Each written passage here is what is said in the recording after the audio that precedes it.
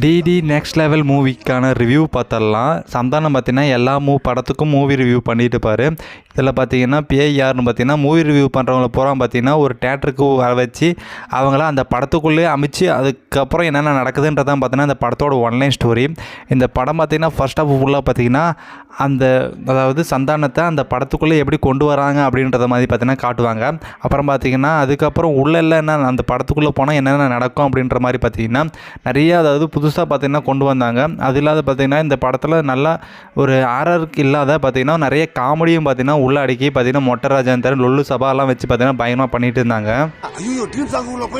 லாஸ்ட்டில் சந்தானம் அந்த மூவியிலிருந்து வெளியே வந்தாரா அதுக்கப்புறம் என்ன ஆச்சுன்றதான் பார்த்தோன்னா இந்த படம் ஃபுல்லாகவே கொண்டு போயிட்டாங்க.